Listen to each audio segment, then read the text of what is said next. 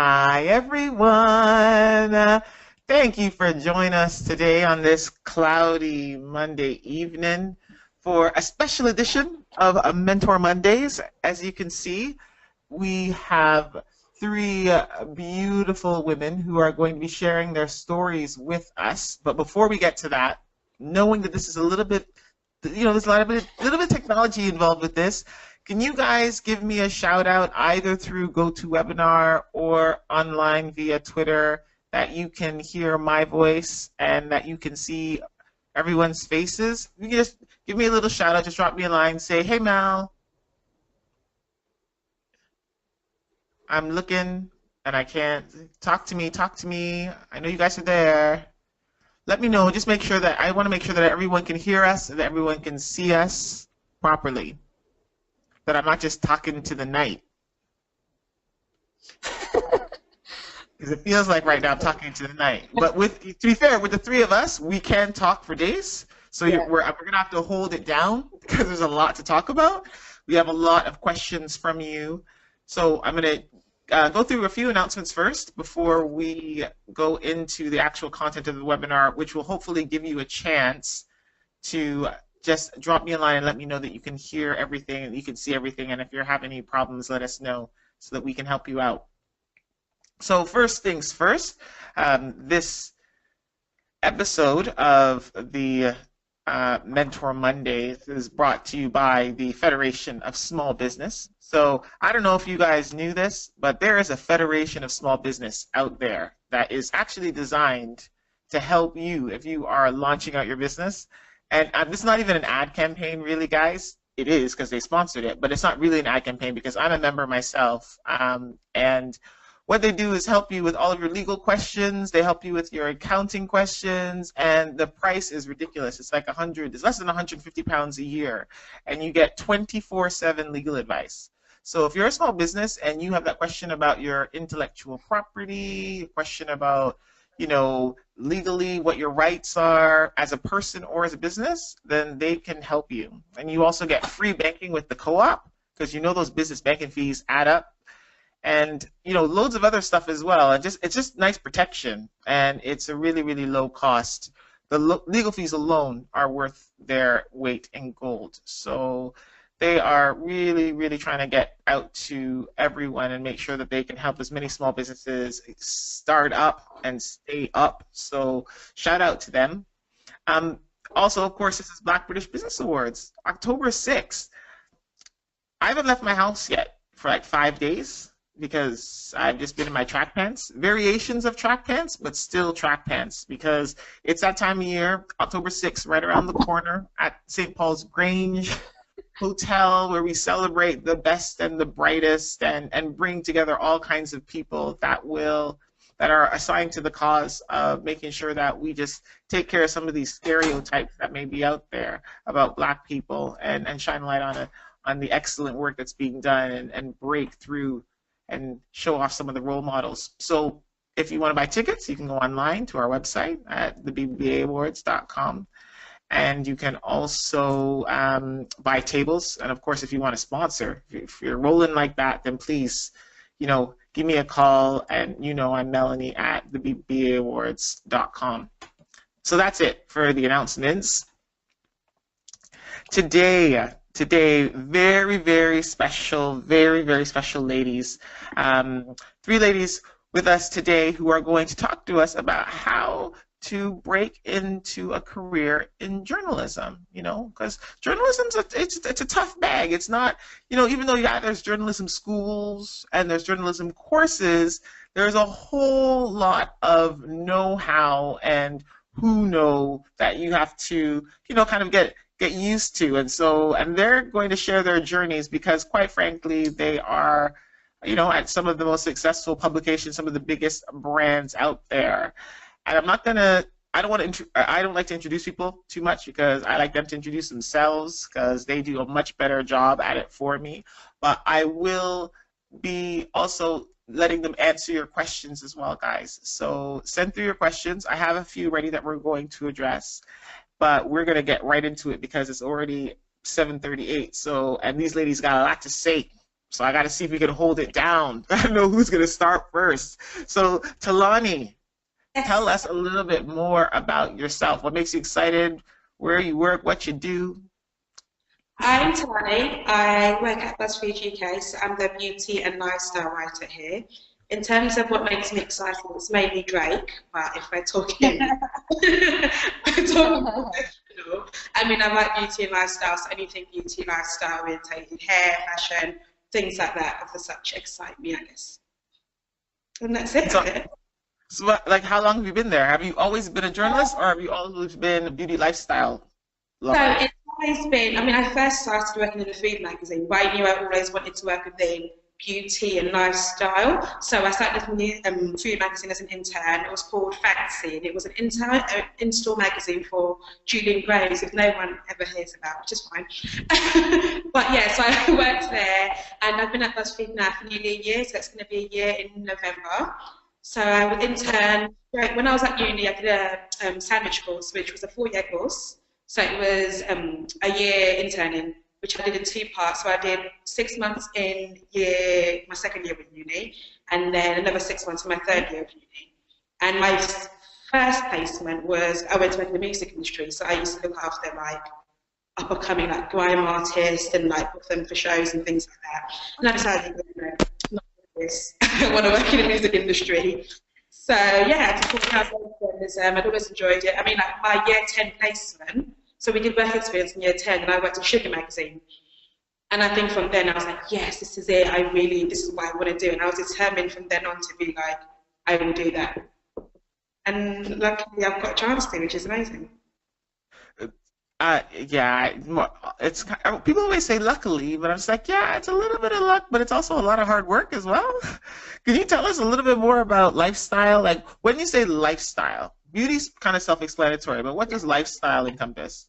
I guess lifestyle is all of literally everything you think of in your everyday life. So it's fashion, it's beauty, it's just like things that happen on an everyday basis. It's kind of like everything put into one. I can't definitely say it's this because I guess like my job varies in so many things. Like 1 minute I'm talking about Afro hair, next minute I'm talking like I'll talk about so many different aspects of it, and it's just like everyday life.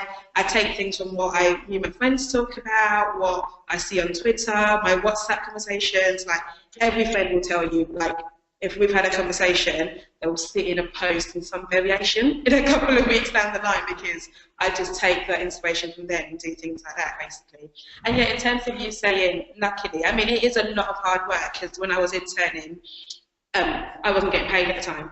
So I was interning 5 days a week, and I was also working at Santander Bank 2 days. So I was working at Santander on Saturdays, and I'm working at COS, which is H&M store, on Sundays. So at the time I was working like 3 jobs, just so because I'm not on a fortune. It was just me, my mum, and my sisters. My mum was not well off, so I had to pay transport. I had to do all of that kind of thing just to make it and transfer that. And at that point, I started writing a blog because everybody was doing it. I wanted to write a blog, but I didn't. It didn't go very far, to be fair. So basically, you had 3 jobs, Yes. and not only were you working 9 to 5, but you were working 5 to 9, and then 9 to 5, 5 to 9 on the weekends. Basically. 10 to 1, no, 1 till 10 on the weekends. 1 to 10 on the weekends. So when we say lifestyle, then I know my friend used to call it pleasure and leisure. What people do with their disposable income. Yeah. Yeah, pretty much. That's what people do on the side to like give them a little bit of joy in their hardworking life.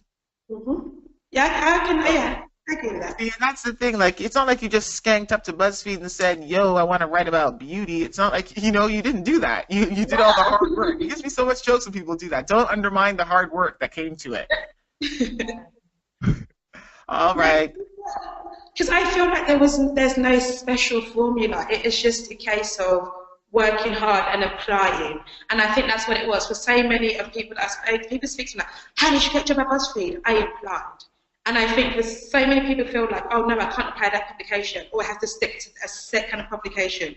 You really don't have to. There's so many. And for me, like personally, I got approached about, in terms of when I was writing beauty, oh, why not write for black hair? Why not write? And those are great publications, but I I wanted to write about black hair for a massive corporation, for a massive publication that everybody can see. So it's not, you have to go out of your way to find these articles about black hair. You have to go out of your way to find these articles about black beauty. I wanted it to be on the mainstream, so I'd always set out to work for the mainstream and just write that kind of content. I got you. Well, we'll come back to that in terms of your choices, your career choices. So, Miss Elizabeth Pears, can you tell us a little bit more about yourself, please? Yeah, sure. So, hi, I'm Elizabeth. I'm currently Deputy News Editor at BuzzFeed. So, Tolani is my colleague. I'm really lucky to work with her. Professionally, I always wanted to be a journalist. It was the only thing I ever wanted to do. So, from a really young age, I was writing stories and making my own little magazines and things like that. And, I came of age at a time when like celebrity journalism was really huge. So like magazines like Heat and OK, it was right at the beginning. And so I was really quite seduced by that. And I loved Sex and the City and I loved Carrie Bradshaw. So at the forefront of my mind, I was going to be Carrie Bradshaw, and I was going to be writing about celebrity and whatever I wanted to. And so I was like, okay, well, how do I get into journalism? I know I can write, but what steps do I take?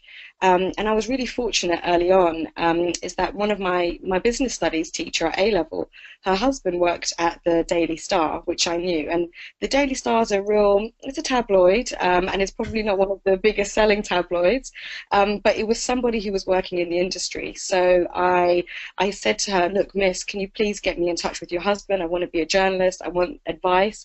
And she was kind enough to put me in contact with him. And he was fantastic. He gave me so much advice. He was like, look, well, if you want to be a journalist, you're going to need this qualification, you're going to need that. And I said, oh, okay, because what I'd done is I was studying an English degree, and I didn't know anything about the formal, like the industry standard, which is the NCTJ for reporters. And he was like, even if you want to be a celebrity journalist, you're going to need to have these basic core skills so that your editor knows that you can construct a news story. So that kind of changed my thinking, and I was like, okay, I'm going to need to supplement my degree with the NCTJ, and I actually decided to do a master's. So I did a master's in journalism after my undergraduate, and I spent 2 years like traveling and saving up the money, and then I went back to university to do an MA. While there, I basically had a U-turn, a road to Damascus moment, and I just realized that I had a lot of talent for talking to people and skills, and I felt as though that because I had like a bit of a social conscience and stuff, and I was really interested in politics as well, I was kind of like, oh, maybe I should push myself and I should start, working in news, and basically be able to tell stories from marginalized voices, communities that I had access to. So after that, I kind of was like, right, I'm just going to be a news reporter, and everyone was shocked. They were like, you really news? And I was like, yeah, I fell in love with it. So why were they surprised? Just because I was always like, like I said, I was like obsessed with celebrities. Like I wanted to be a 3 a.m. girl. And I used to look up to people like Eva Simpson, who used to work for the Mirror, who later worked for the Times, and she was a woman of color. And I looked up to her, and I was like, I want to be like Eva. I want to have my face on, on like in the middle of the newspaper. I want to be a 3 a.m. girl. And so I guess it was not like I didn't have the smarts for it, just that it didn't really seem that was where my interests were. But my interests were in news because I was always quite interested in politics. So just after that, I did a master's with NCTJ. I worked for a local paper. So this is like a very traditional route into journalism. I worked for a local paper in North London. I started from the bottom, as they say. Now I'm here. I spent a couple of years as a freelancer, and then I spent about 4 years at the Voice newspaper, which is Britain's biggest selling black newspaper. So that was something that I really wanted to do, because it was kind of an opportunity for me to build up a specialism with a particular area. So I kind of did local papers, which I felt gave me a solid grounding in news. So I was using my shorthand, I was doing court reporting, and I did all of that. So I felt like I earned my stripes there. Then I freelance for a bit, and I got a feel for different places. Then I was at The Voice, where I really kind of honed in on the stories that I like to write about, like the criminal justice system, and also like the other side, like, you know, stuff that you do, you know, the aspirational stuff and celebrating success and features. And I did that. And then, like, after kind of covering a couple of elections and like loads of mayoral elections and that kind of stuff, I just really wanted a different challenge, and I was fortunate that the opportunity came up at BuzzFeed to kind of go mainstream again, and to take my specialisms to a kind of a broader platform. Ta-da! Seriously? You, Yeah. it's so funny the difference in your approaches, but what's lovely about it is that you guys work for the same organization, Yeah. which is Yeah. fantastic. Like Yeah. it shows that there are so many different routes to get to the career that you want, Absolutely. you know.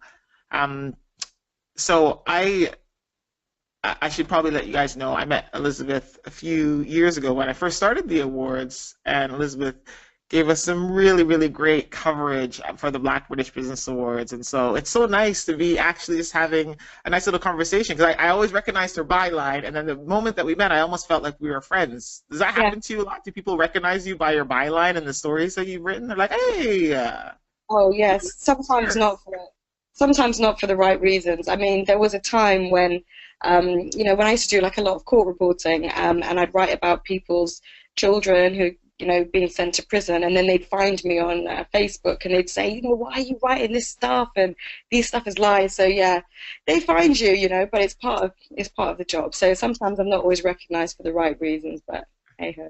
yeah, I know. That's what happens with the journalism things. So then with our last panelist today, Miss Joanna. I'm going to let Joanna introduce herself, but she comes at it from a different perspective, right? In terms of that career journalism as a practitioner as well as a gateway, almost a gateway drug to journalism. So you have two different perspectives. Can you share with us the two different perspectives? Yeah, okay. So quite similarly to the ladies, I started off in print journalism. So I was quite adamant at a young teenage age that I would be a print journalist. I wanted to work in magazines specifically, and like Elizabeth, I wanted to work for the likes of Heat magazine, and Eva Simpson again was someone that I looked up to.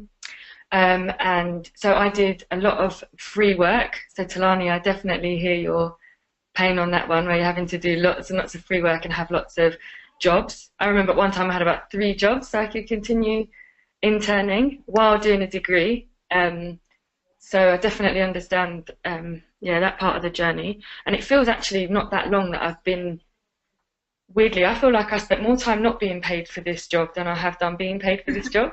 And I'm 29 now, which is odd. And I think even now, I'm sure the other ladies might relate, you're still asked to do things for free, even with the expertise that you have now. So I think it is one of those, definitely one of them industries where you need to have the passion. There's no room for Why do you look so shocked? because there's no room for the freeness on the Black British Business Awards show, I'll tell you that.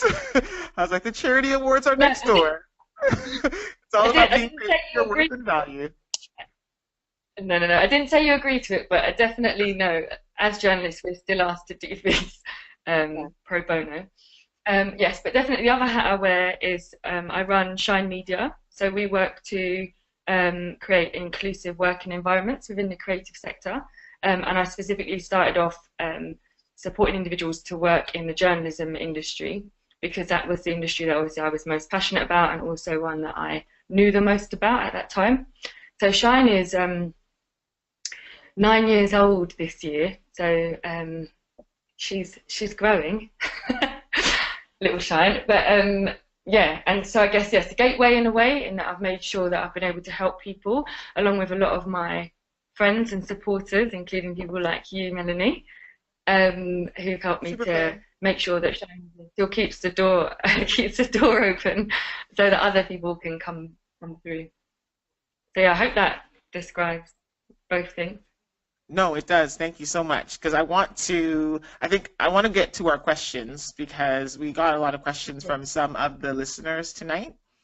And it is actually a comparison between, because I think Tolani will be able to answer this Do you think that in you choosing the non-conventional route to getting into journalism, do you think that it made it a bit more difficult for you to get into your chosen field at and your chosen position at BuzzFeed, or do you think that it was, actually kind of easier because you were able to focus on what you loved in terms of the, beauty and lifestyle and the product? I think knowing that I wanted to always write about beauty and lifestyle was like, it made my thing clear. It made the publications I was going to apply to, the position I was going to apply to, it narrowed it down so I knew exactly what I wanted to do. But I mean, there was a time when I was like, I can't write about red lipstick again.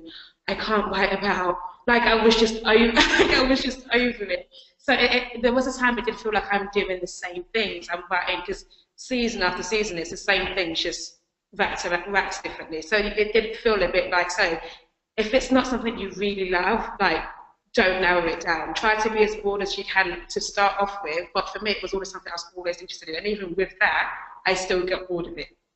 Mm-hmm. Or it's a thing of finding new ways to talk about what it is that you like. Yeah, I feel like, I don't know necessarily easier or harder in this way, but I think for me, knowing that this is the set thing I wanted to do, it made me more focused on it. So I guess that made it easier for me. And what about you guys, lady? What do you think? Do you think that, because you went through the classic, was there benefits to you going through the kind of more classic route to journalism? I think that in many ways I'm kind of like a safe and cautious person. So for me, having sort of structure, I find that comforting. But I really view journalism as something that's vocational. I think you have to kind of love it, like Joanna said, to be able to do it, because it's really hard, and it requires a lot of passion. So if you don't want it for yourself, if you don't love writing and you don't love giving people information, you don't love talking to people and telling stories, it's just not going to be the job for you. So I think that training is training as in you sit in lectures and all that kind of stuff. I think that's really good, but I think that anybody, if you've got a passion for writing and more importantly a passion for your subject, then you will be successful. So I don't think that you necessarily need a journalism degree, and I think in fact if I could go back in time, I probably wouldn't feel like I had to study English. I would have probably studied something like politics or history or something like that, because I think that would have served me better as a reporter than whatever. So just you've got to have passion. I see. So I guess for an aspiring journalist, what would be the advice that you would give them in regards to getting into journalism? So as of today, they've never taken a course, they're just chilling, but they like telling stories. What would you tell them? What would you tell them, Joanna? You know what? It's interesting because looking back, I try not to regret the route that I took into journalism, because obviously it's made me the journalist that I am today. But what I would always say to any journalist now is I think ideas are always going to be your currency. The more ideas you have, and your commitment to telling them those ideas, with integrity and within the legal restrictions of telling those stories, I think all you should be focused on as anyone coming into this industry, whether you want to tell stories via print, whether it's online, whether it's broadcast, you should just have lots of ideas and be really committed to sharing those ideas with real integrity. So for example, I don't necessarily think anymore that you need to do, in fact I wouldn't really advise anyone to do a media degree, because most of them, especially those that have come through media degrees and that I've then trained, a lot of my colleagues, I've got one of my colleagues here with me now that we've trained, pretty much once they come into the classroom with us, we're teaching them what we're taught in, what we're expected at work, and that's really not the same as a large amount of the content that's taught on a media course. Obviously if you have a PTC accredited course or a NCTJ accredited course? So that the Periodicals Training Council, so they accredit the magazine publishing courses. So if you wanted to go down the magazine route, then the NCTJ is famous for newspaper training, and then there's the BCTJ, which is the Broadcast Council for Training Journalists, and they're known obviously for supporting radio and television news journalists. And so I think those three councils will always give you a very brilliant starting point. And I think doing any degree, whether that was history, geography, art, American studies, go off and do that. Go off and be passionate about whatever it is that you're interested in. And then if you really want to hone in any skills, then go off and do one of those specific training courses that will teach you the law, because you can have as many ideas as you want, and you might want to pitch them and you might want to explore them, but you go into any publication and get them a lawsuit and you're probably not going to have a great time in the industry, because the moment you've cost people money, they're not really trying to have you back in the office in a hurry. So you should know your law, which is why I encourage people to do those courses. But I would say in this day and age, it's more about having ideas, being professional, being brave, being daring, knowing how to edit, knowing how to shoot. These days, people are much more visual now, understanding how social media works, understanding how SEO works. All of that stuff, I think, is a lot more beneficial than doing like a general media course at a university whereby the industry, to be honest, isn't really paying a great deal of attention to their curriculum or their syllabus. It's different if you're at City or Cardiff, but I think if you're at like, actually I won't name, but like if you're not at this sort of courses where you have the accreditation attached, then I don't know that employers are looking at you and thinking that your degree is any more appealing than anybody else's. In fact, your experience and your your actual journalism qualification is going to be what makes you stand out. I see. Okay, so you heard it here first. So basically what you're saying is make sure that you have a really firm base in your subject matter, kind of your subject matter area, and then you can always take, instead of taking the kind of that full journalism course, you could always take courses to supplement the information that you'll need to be a good journalist, whether that be kind of the technical skills around social media or whether it be around kind of journalism and the law. Yeah, definitely. I think if I was right now, if I was creating a journalism training course, which I have done, the things I would have in my curriculum would be all about ideas generation, law. I'd make sure you knew about law. I'd ensure that you knew how to record audio successfully and interview well, listen well,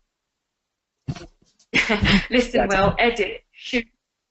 Do a voiceover, package something. I would probably, use social media, get as many people to see it as possible.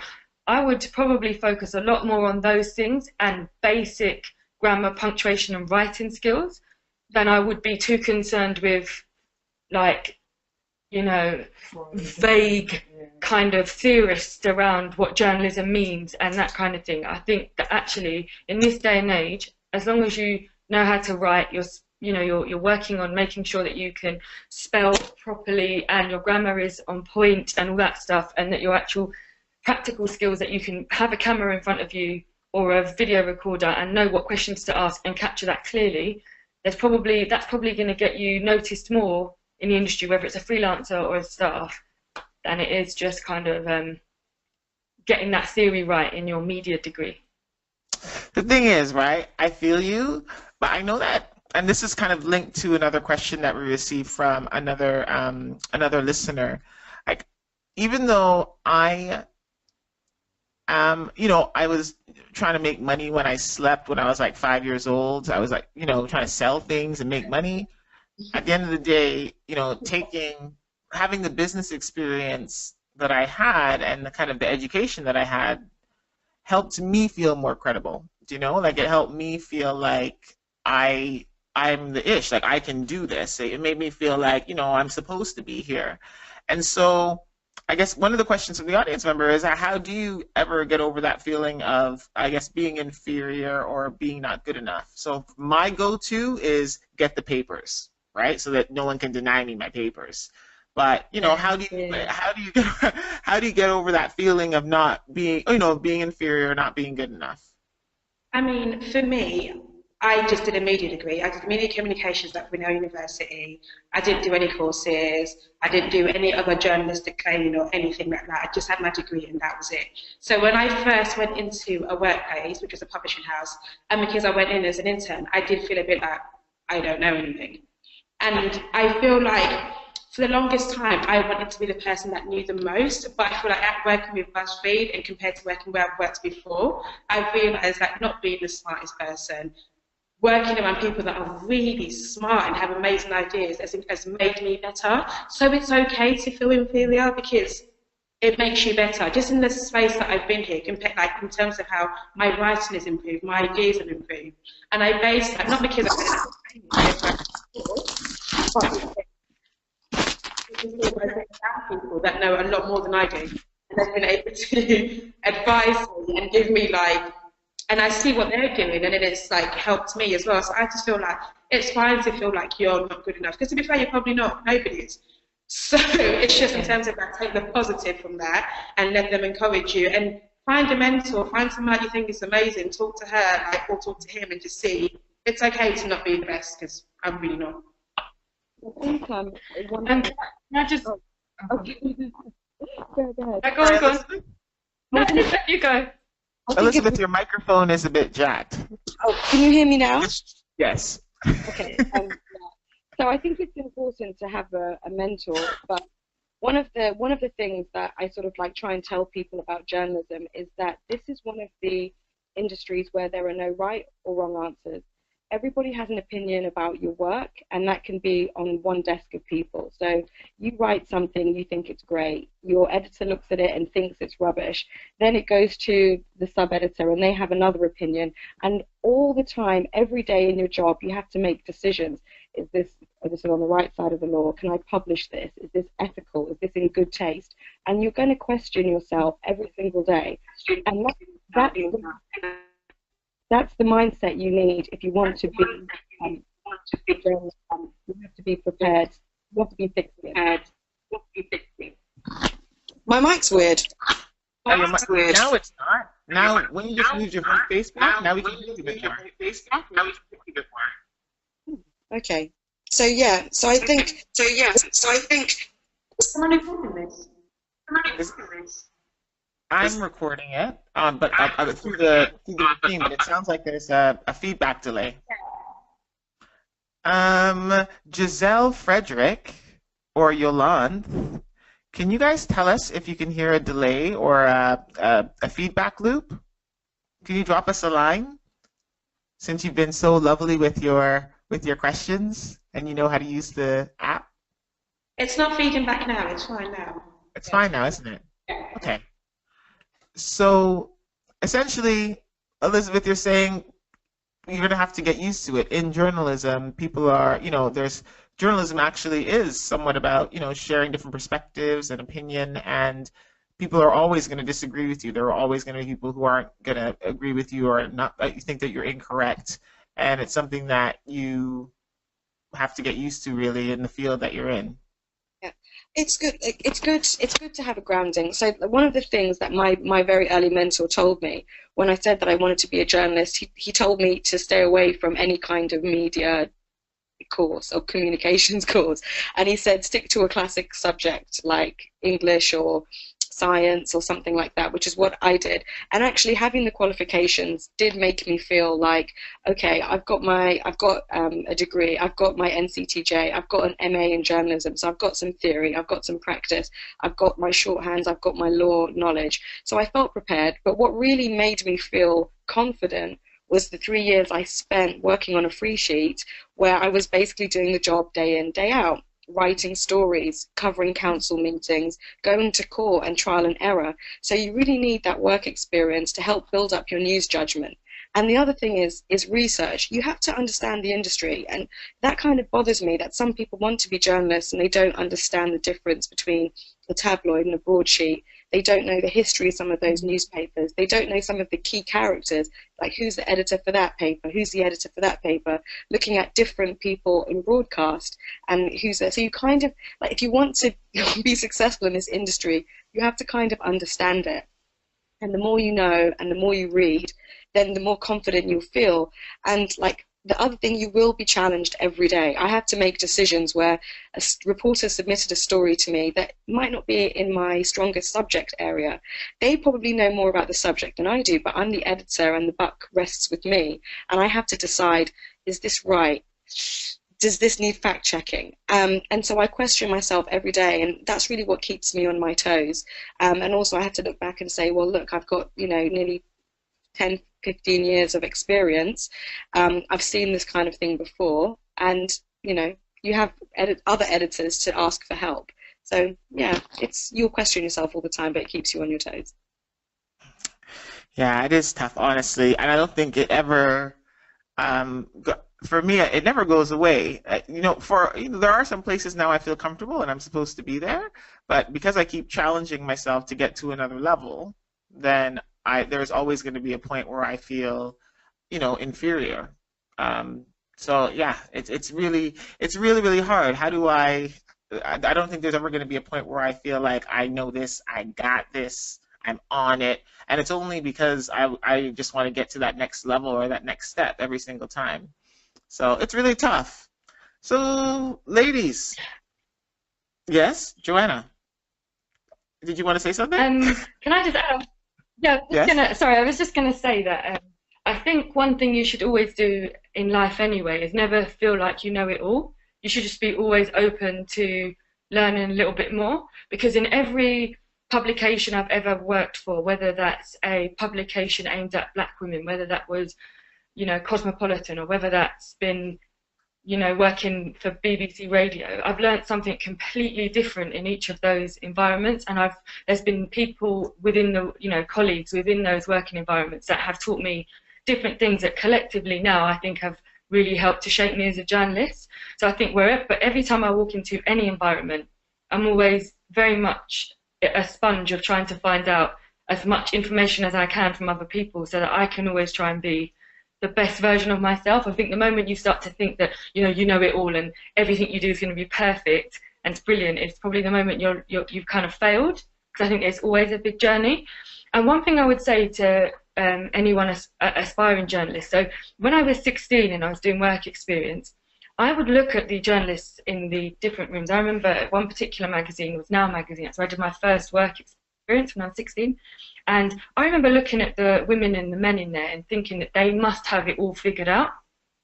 That, you know, to be in there, they must be so confident, they must be so good at what they do.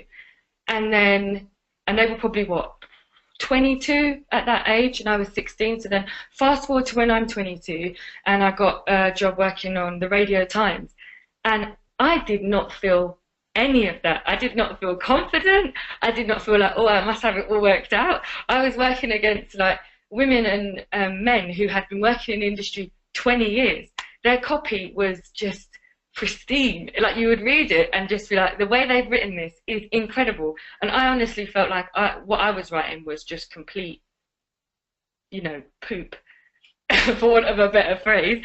Because when you look at what everybody else is doing, you're like, oh my goodness. And then obviously but everyone looks at you and says, oh, but she's at the Radio Times, and it was like a big magazine at the time. And then you go off and you might work at Cosmo, and everyone's like, oh, but she's at Cosmo. And these ladies, you know, Tolani and Elizabeth will go, oh my God, but you're at BuzzFeed, it's one of the biggest websites in the world. But I'm sure there are still days that they're sitting there in an editorial meeting going, I don't know if I'm amazing today. Like, do you know what I mean? It's just one of those things. And I think that in our industry as well, and I've got many friends going through this and who have always gone through this, like, it's kind of like that. It's like a real up and down. So, you know, one week your editor loves you, you know, you're getting booked for loads of things, you're meeting amazing famous people, and it's brilliant. The next week you're writing a story, it's depressing, you know, you may have made a mistake that's going to cost you something, whether it's, you know, trust from a colleague or a better top line than your competitors. Like, it's always up and down. Also, we're a highly freelance industry, so, you know, sometimes you're on a good gig, sometimes you're on a really not great gig, sometimes you're booked up for 2 months, sometimes you've got no work for 2 months. So I think like a part of it is understanding that you're probably always going to feel great at some point and then always feel a bit not so great at another point, but it's staying committed to what it is you're passionate about, even when sometimes it's not the most exciting time. And I think like I've got one of my colleagues and friends with me now, and there's definitely times I think where we've loved our job, and other times when we feel like our industry's just not looking after us. But you just got to kind of, you know, keep going and keep pushing yourself and stay committed to what it is that you're passionate about. But then that brings, you know, and that's, it's like you guys are reading my mind, these listeners, because, you know, it brings up another question that was raised. How, you know, how do you embark in that journey of self-development? Like, it feels like for journalism, it's extremely self-reliant. Do you know what I mean? Like, it's about, it's not going to be about a firm investing in you and saying, okay, I'm going to go pay for your MBA or something like that, right? Like, Tolani, you just said that you finished the course in media yourself, right? What's that mean? Did you just finish your course in media? Didn't you? You just mentioned that you're. No, I graduated in 2012. Oh, okay. But in terms of like, no one is gonna. I feel like in many industries, especially media, it's journalism. It's competitive. A lot of people want to do it. No one is gonna. It's gonna be hard to find someone that has got all the time for you as well, because people have got things to do. Like, people also need to, like, publications need to, like, and that's like getting. So how do you take care of your own self-development? Like, what? How do you take charge of that? What do you do to develop yourself? And how do you set the mark that you're here and I want to get here, and this is, you know, what's that process for you? And I want practical examples. Now, this is where we go into, people can go away with a toolbox and do what you do tomorrow with a blueprint for success. I don't want any esoteric, you got to believe in yourself. No one wants to hear that. Ain't nobody got time for that. It's 8 o'clock at night. So, talk to me about what do you guys do to develop yourselves? Sorry, Tolani. Can I just say? Oh. I think set goals. So if it's the case is, I want to work for this publication in 2 years, in a year, in 6 months, set that goal. And then keep writing as well. Like, always just keep writing. If something comes up, even if it's not going to be published anywhere, if you see a news story, if you see something interesting, write a piece in it. Even if it's just for your own good, in terms of you looking back at it to be like, oh, that was bad, or do this. And also, read other people's work. So there's someone in your field that's doing what you're doing, is doing it amazingly. Keep reading their work. Follow them on Twitter. Follow them where you need to follow them. Anything they post, read their work, read how they do it, and read a variation of work as well. Don't just like read articles on Cosmo, read it on BuzzFeed, read it on the Metro, read it on every sort of website or magazine that you can find, to get different voices and to get how other people talk about things, and then try to find your own voice and see how your writing skills, like, just keep writing. I just think just make sure you just keep writing, no matter how many it is out. But then practically, and I think that particularly for you, Tolani, I'd like you to answer this question. Practically, you know, if I'm, and this is our question from Lope. Don't worry, I got my eye on you, Lope. I'm going to come in with your question right now because it's perfect. You have, you know, so you didn't intend to you didn't start off in journalism, but you moved over there, you transitioned over there. And so practically, what is a person to do? Like, let's just say, you know, I love water. Like, I'm a water girl. I know all about water, but I want to get into journalism. How would I make the move from being water girl to journalism girl? You know? Water with lemon, of course. Because, like, for me, unlike the other ladies, I didn't do the training or anything like that, and I worked in retail outside of uni. I worked in Santander back for a little bit, but I always knew I wanted to do journalism. It wasn't a thing of I just woke up and I was like, oh, I want to do that today. I always knew I was going to do it. It was just a progression of having an opportunity to do it. Like, I didn't know anything about it. And what was that? How do you look for those opportunities? How do you create those opportunities? There was a point where I would go into, at the time, those publications were like, publication houses, so like with the publishing houses were a thing. So I would go to Hearst's website, I would go to other publishing houses, and I would see how they formatted their emails. If the reception was called Dion.Smith, I would look at the name of the beauty writer, and if her name was Amy Smith, I would amy.smith@hearst.co.uk. I know that was her. That's some stealth movements there, Tolani. It's a little bit. That's what you need to do. Your iPhone unlocked around Tolani, boy. So I don't, and that's the pitch I use to them. And see what they get said back. Sometimes people ignored you. Sometimes people would get back to you later. I mean, some people will literally ignore you. And it's crazy now because some people that ignore you and then they see where you are in a few years. I mean, things will always come back. If it's meant to be yours, it will be yours. Like, but people will ignore you. You can send 40 emails, 5 will get back, if that. So I would ask, or I would pitch ideas. I would ask for advice. I would just see, just to get some kind of information from them or things like that. And then at the time when I was at uni, there was a lot of like organisations. I don't know if this still happens now, but like Think Big. I think Shine as well. There's a lot of things for like that will train you and opportunities and like, oh, go here, work here for 2 weeks and do internships, do work experiences, and they're not always advertised. Sometimes they don't advertise them, but ask for it. And then when you're there, make a point to stand out. Because my internship, for example, was for mental health. Wait.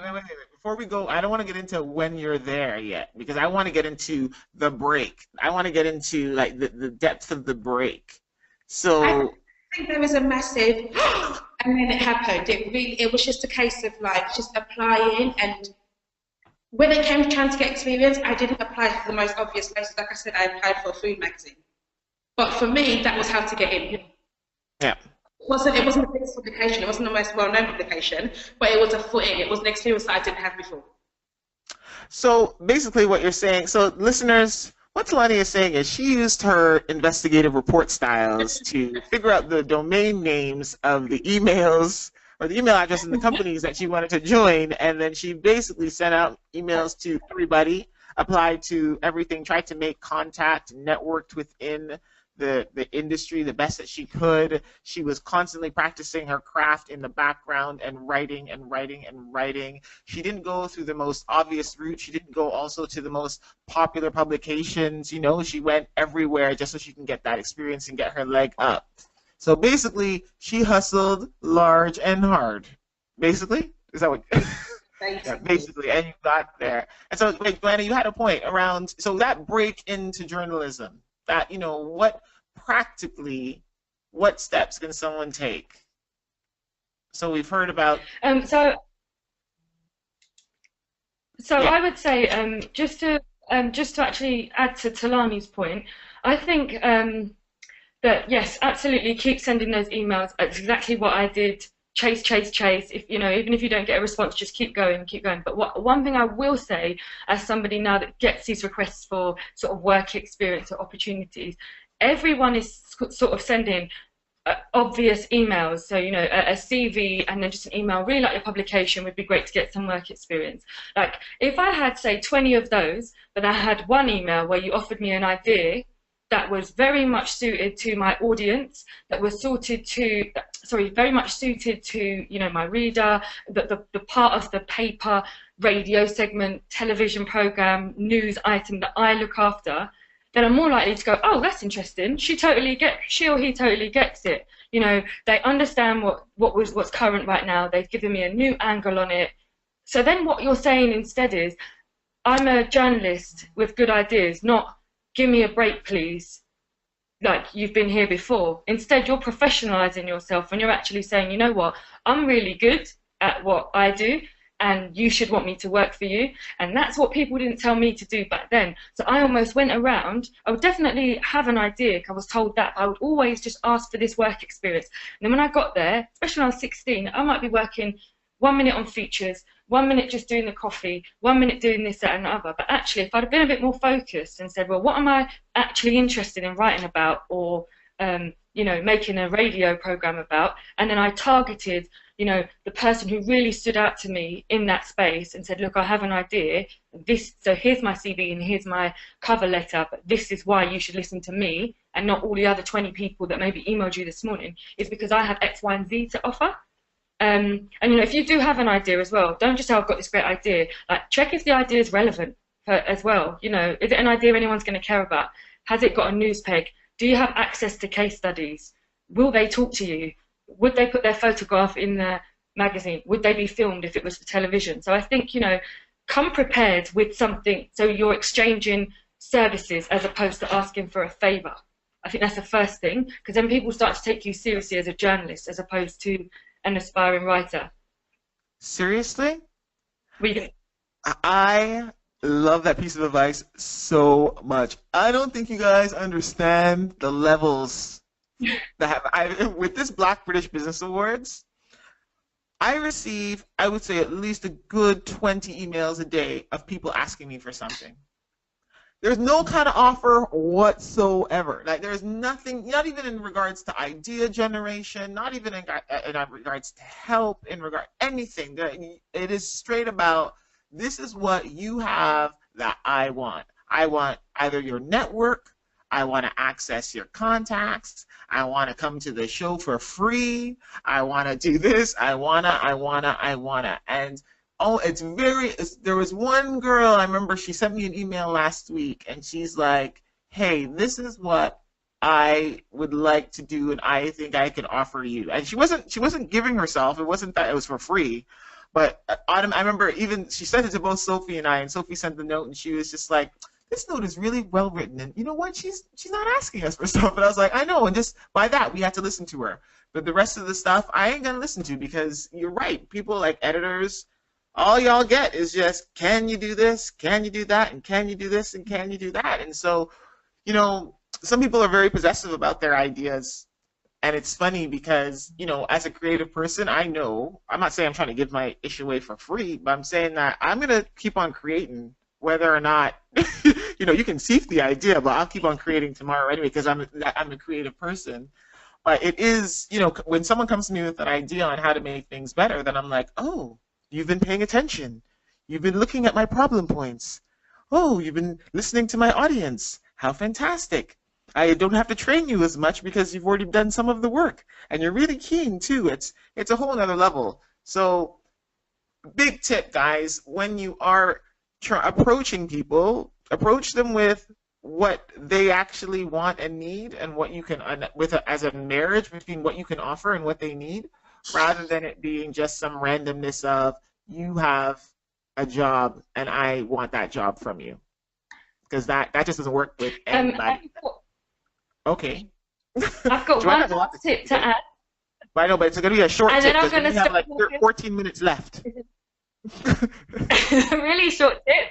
Another thing I was going to say is when you're in on work experience, if you're in doing anything as a freelancer, look up sometimes and just look around and get to know who's around you and get to know what everyone's doing that is making them get the good stories, you know, making them get noticed by their editor. Now, because then you actually start to realize. Jump into, you're already in the industry, but this is about how to break into the industry. So a lot of people feel like they want to, you know, they want to get in here, but they just don't, they haven't even gotten to the point where they're on the shop floor yet. They're just like knocking on that door.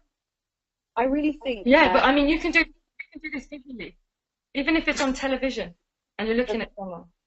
You can look and see, well, what do they do that I need to learn to do, and then go off and try and find a way to learn that.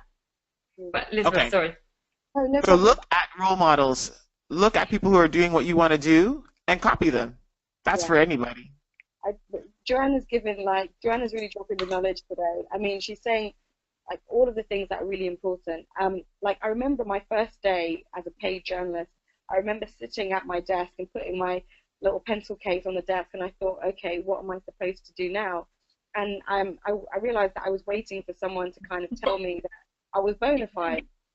But the advice that I give like young people today is the moment that you decide that you want to be a journalist, you have to think of yourself that way. And you can't wait for somebody to tell you, okay, now start being a journalist. You have to kind of start acting like it. I think that it's really important to start with what you've got, and you know, you'll hear the expression like, see what you've got in your hands. And I think it's really important to kind of like exploit your circle of influence, not exploit in a nasty way, but use the people that you've got around you, the stories that you've got around you, the communities you've got around you, and sort of think about, okay, what have I got that someone else hasn't got? And so I remember like when I got my first front page story on a national newspaper, I was 19, because I knew somebody that was going into the Big Brother house. So I thought to myself, well, I know that this guy is going into the Big Brother house. And I spoke to him and I said, look, mate, like when you go in on the Friday, like, can I take your story to the newspapers and I'll write it and whatever. And he said, yeah, that's cool. So he gave me pictures of himself. It was Victor, you know, the guy who always wore the hat.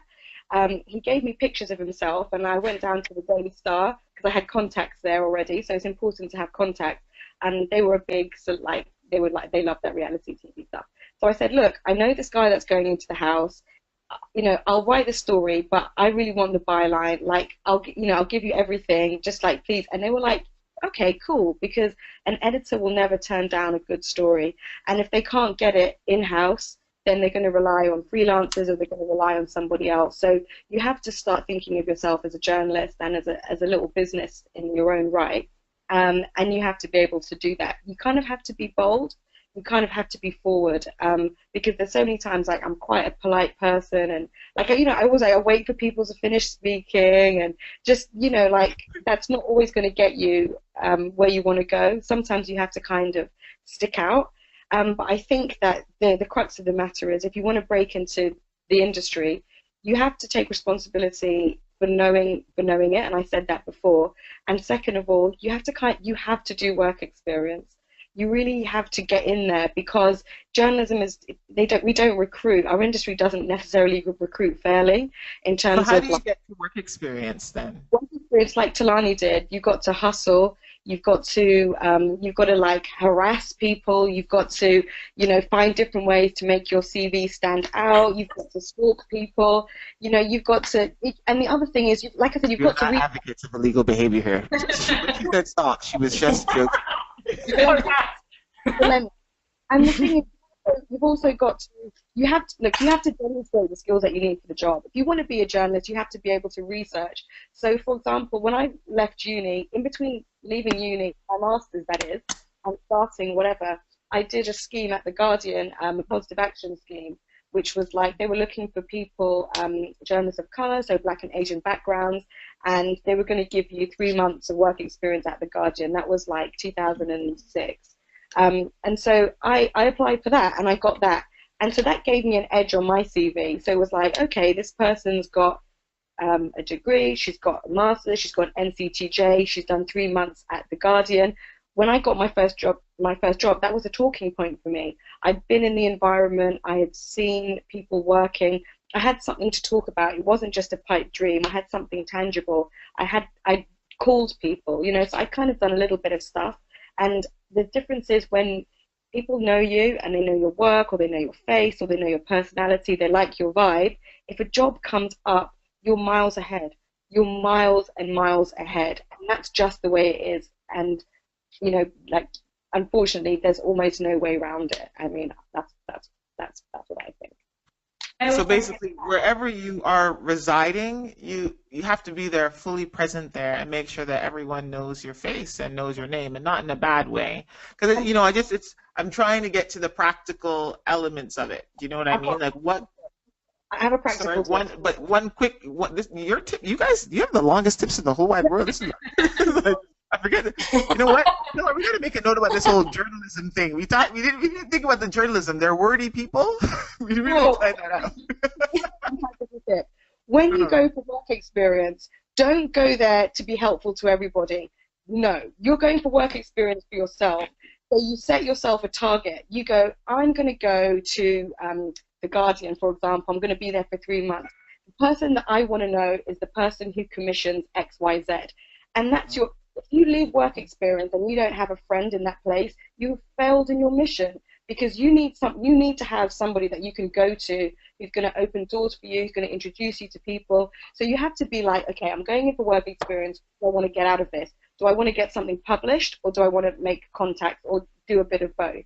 So you have to leave with at least 1 or 2 friends that you can rely on later. And if you leave and they forget you, you've wasted your opportunity. So you have to be able to get something out of work experience, whether that's a contact number and build a relationship, or whether it's to get a cutout so that you've got something published. But to me, the contact is more valuable, even more valuable than being published, I think. So yeah, that's your practical tip, is when you have work experience, make a friend who's important.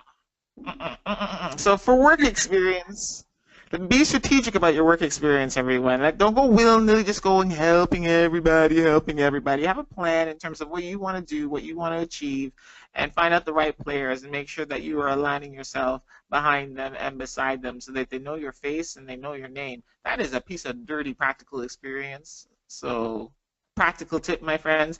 Boy, there's a lot going on. So we're extending the webinar slightly. by 10 minutes because we started a little bit late, just because we wanted to make sure that technology was finished. So we do have a little bit of time, but I want to make sure that all three of you get a chance to not just give your, kind of the practical tips, and thank you so much for that, they've been valuable, but also what you would have told yourself back then, when knowing what you know now as successful women in journalism. I know, big question, I know. It's one of those, it's one of those interview questions, but knowing what you know now, what would you have told yourself? What were you what would you really, really love to know? I think for me, your 20-year-old self. So Tolani, talk to me, and then let us also know at the end of it. Just let us know what we can look forward to from you. Can you share? I want to make sure that you share your all of your handles, your social media handles, and also something that the audience can look out for and be able to support you on. Cool? Yeah, of course. I think for me, what I would have told my younger self is speak up, Tolani. Because I used to go into work experiences and things like that, and I'm a confident person outside of it, but I would go in there and be meek and be like, oh, I don't want to be too loud. I don't want to be seen as too excited. And I used to be always be meek, and it wasn't me. It was speak up. Like if you're in a meeting and someone's had an idea, and you feel like actually this can be, let's add this to it. Speak up and say it. And also, I feel like being black and other publications I've worked for, because I went to write about, like, let's say, makeup for dark-skinned girls or makeup, and I was kind of told no. I remember working in a magazine and I offered like a black girl in a cover, and it was kind of like, oh, that's not going to sell. And I was like, okay. And I just kind of left it because I thought I couldn't say anything. But I think going back now, just speak up, just be like, well, actually, here is this amount of people that are doing amazing things, here are the audiences that they're seeing. So I would always say speak up and don't let anyone quieten your voice or tame you or tame your personality. Show who you are. If it's authentic, people will like you. If they don't like you, that's not for you. Or if they don't like you, let your work be the speaking. Even if they don't like you as a person, if your work is on point, they can't take that away from you. Brilliant. Thank you so much for that. So don't let anyone quieten that voice inside of you. You know what? We all have a big voice. We have lots to say, and all of our experiences are valuable. So that is the advice that Tolani would give her 20-year-old self. But can you? Actually. Huh? I'm only 27. It's not that long ago. No, it's not that long ago. It's not that long ago. But okay, fine, like your 17-year-old self. But don't quiet your voice. Your voice is authentic and real, and it matters, and people want to hear it. And if that person doesn't want to hear it, then keep it moving, because it's not that relevant. So can you also tell us a little bit more, what can we look forward to? How do we find you? How do we read your stuff? How do we support you? I feel like the celebrity I've always wanted to be. So you can find me at Tolly_T. So Tolly, Tolly_T on Twitter and on Instagram. I normally talk trash on Twitter, so don't expect anything like clever. It's just basically me complaining, or I'll publish my work in there as well. And in terms of what to look forward to, I mean, it's Black History Month soon, so we're going to do some exciting content I'm really excited about, and hopefully people would like it. Like I said, I publish all my work on Twitter. And yeah, I mean, I would say if you want any advice, if you feel like you have any questions for me, tweet me, contact me, and I'll see how I can help. Damn, you guys just all got a mentor offer. You need to take those offers up. No, seriously, take these offers up, people, because they don't come very often. Not from people who actually have the experience to show you something. So thank you so much for that. And we will be looking out for your Black History Month features and specials, and we will look forward to you talking trash on Twitter. I do like a little bit of trash talking. I got to keep it on the down low because of all the corporate sponsors, but I have my little fake Twitter ID. Who's that girl? Yeah, the big hair. But thank you so much. We are going to, I'll put those in the show notes to make sure that people can hear and can hear you and know and support you, okay? Miss Elizabeth? Yeah, I think I probably would have told myself, no one's going to tell you you're fantastic and no one's going to give you anything. I'm like a overachiever. Okay, I was that kid in school who always had their hand up. I always did well. I didn't always revise for my exams, and I would always do well. And people would be like, "Oh, you're amazing!" And then you'd have that day when you have to write something and you read it out in class, and everyone tells you it's great. And in school, that can work. In life, that doesn't work, you know? So it's kind of like I remember just doing really good things and waiting for somebody to kind of congratulate me and give me something. And actually, when you're working in journalism, it's so competitive. The person to the left of you and the right of you is as good as you, if not better, or they're as good as you, or not even as good as you, but they're more industrial, they're more entrepreneurial, they're more savvy. So I really would have just tried to have, look, everything's gone quite well for me, so I can't complain, but I wish that I'd pushed myself a little bit harder, and I wish that I'd pushed myself forward a little bit more and just been a lot more proactive. So, you know, believe in yourself for sure. You're always better than you think you are, but definitely don't wait for someone to give you something. Don't wait to be congratulated. You've got to grab opportunities and make things happen for yourself. Because everyone knows there's always that mediocre white man who will get it, you know. So you have to you kind of have to be. If you're great, you've got to make sure that you've got as big or a bigger slice of the pie than he does, Mr. Average. Okay, and what I'm doing now, I don't even write anymore, which I miss. I mean, I'm an editor full time now, and it's busy. So all I can say is, you know, I like to think that I've got an influence in terms of nurturing reporters, encouraging people, backing up their ideas. So, you know, and I take actually like my role seriously. I think I'm probably one of the most senior black women of color working in news, in print or digital, whatever, and I take that quite seriously. So I like to think that people can see somebody who's kind of at a more senior level. If I can, trust me, if I can do it, anybody can do it. So I take that quite seriously. So I'm just going to be encouraging the reporters, thinking about my own next steps, because you can't ever sleep on yourself. Black History Month is coming up. We've got a really good... Don't sleep on yourself, people. That is a tweetable if I've never heard one. Don't sleep on yourself. Don't. I mean, you're always going to be thinking about your next challenge and whatever, even within the same company. I'm really excited about Black History Month. We've got such a cool crew at BuzzFeed. Like, Tolani is a very talented, creative writer. She's got so much good stuff coming up. So watch BuzzFeed. There's lots of us there, you know. So yeah, we've got a lot of stuff coming. I can tell. Yeah. You can tell some of the content coming out of BuzzFeed these days. I'm like, well, what's up with BuzzFeed though? BuzzFeed's been creating some content for real. So thank you for that, because I know that you've had a hand in that, and so thank you for that, because we're all feeling it. No, we're all feeling it. And always, UK, you know, kind of that Black British content. That's where I'm seeing it. You know, we're not having to adopt it as much from the States. So thank you for that. And always available to give advice offline. So you can find me on Twitter at Biz, B-I-Z, Pears, P-E-A-R-S, like a fruit. And then just email me. I'm better on email. And I'm always happy to lend an ear or give some advice, even on a story or something like that. So. Thank you so much, so Lope, you heard that, right? Because Lope had a question for us, but she dashed this question in like, you know, right at the last minute, because she has an opportunity to meet some editors of a few food magazines actually on Thursday, because she has a supper club, and she wants to find out a bit more about how she creates a relationship with them. So Lope, both Tolani and Elizabeth have just said, hey, if you have any questions, you can email them. I don't know if they realize that this is a public podcast that is going to be on our site, so people will be able to ask them all the time. So jump in first, because you were here the whole time and we didn't have a chance to get to your question, but maybe they'll be able to help you, particularly for lifestyle and food and stuff like that. Slide into the DM. Brilliant. And then Miss Joanna, what would you have told your 17-year-old self that you know now that she didn't know, but it would have helped her out loads if she knew?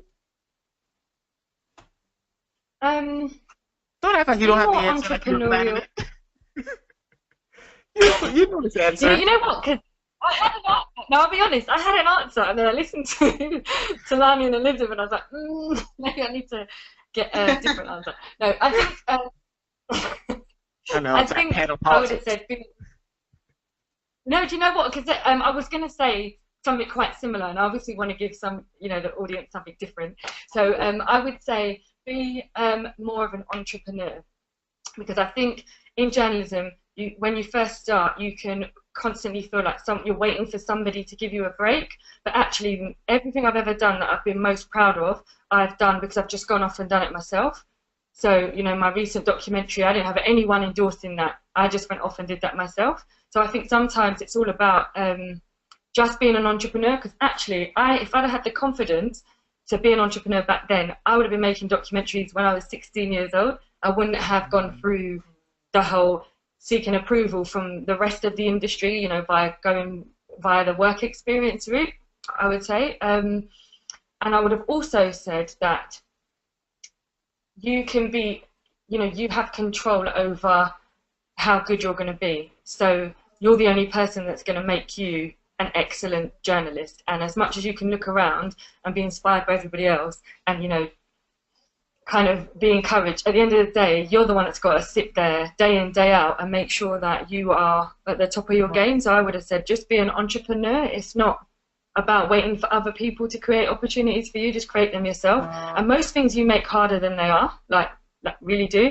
Take that from a showbiz journalist as well. Sometimes you think that those individuals who have now been sort of thrown into the limelight have managed to just kind of do that, like it's just kind of happened to them.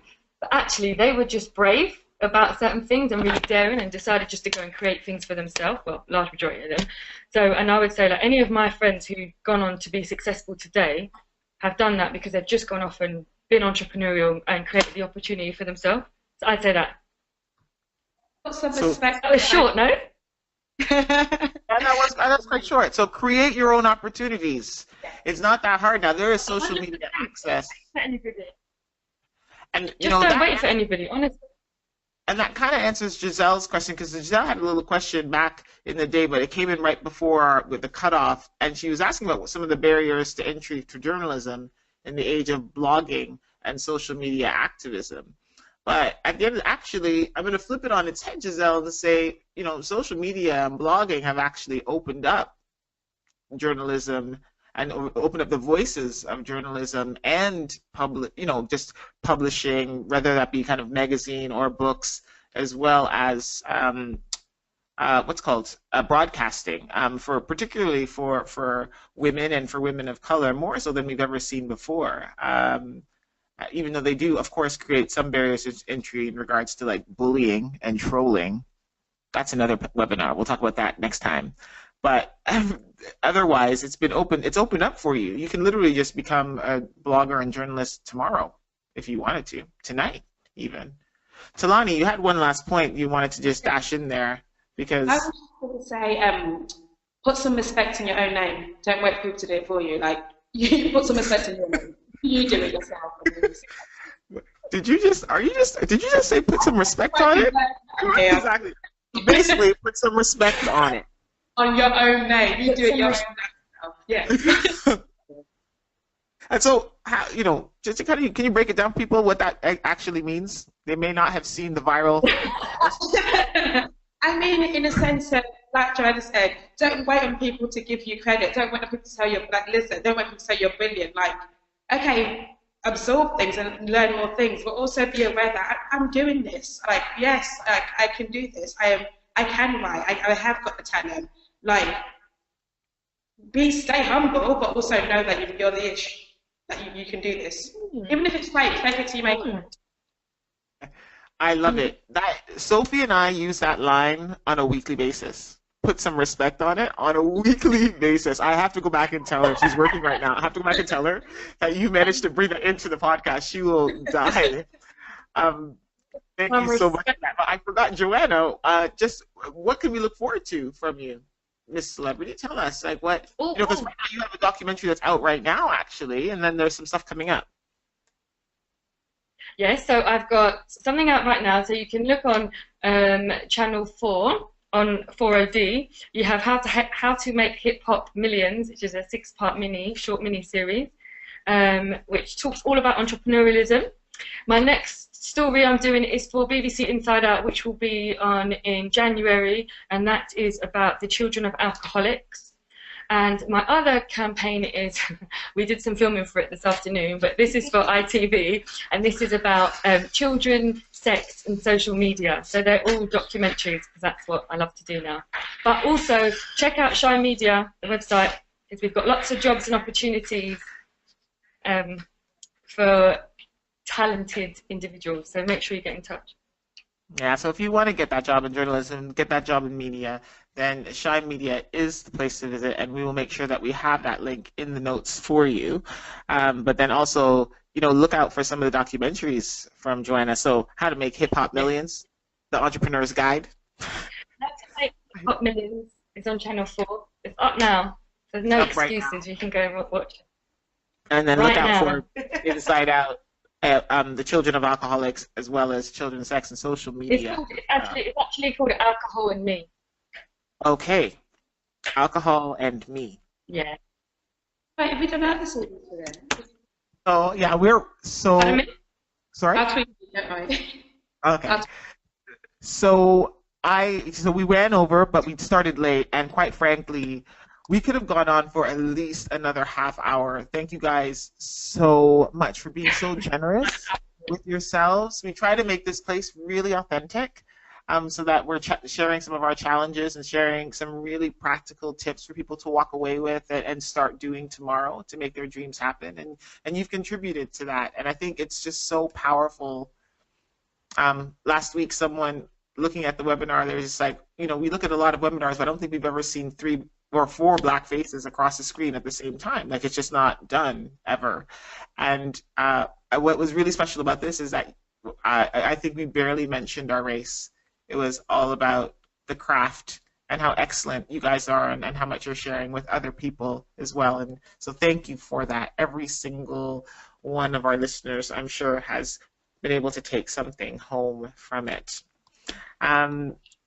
We are, we are back next week, but I'm not sure exactly what the topic will be, because I think we're changing it up a little bit, because there's been some demand, some audience demand, guys. But please tune in same time next week, 7:30 to 8:30. We'll be doing our Mentor Monday chats, and also make sure that you reach out and support the ladies that have come today to give their time to us today, and they've also given you their Twitter handles so that you can attack them online and ask them all the questions that you need and be able to set you on your journey into journalism. Everyone, thank you so much. Thank you for having us, Melanie. Fantastic night. It's a great work that you do with the BBBA. Shout out to my social media PA as well for organizing us yet again. I'm still at work. I'm still at work. I know. I'm always at work. I haven't changed my clothes since 1999. All right then, guys. Have a nice evening. All right. Thanks for having us. You too. Bye. Bye. Thanks for having us. Bye.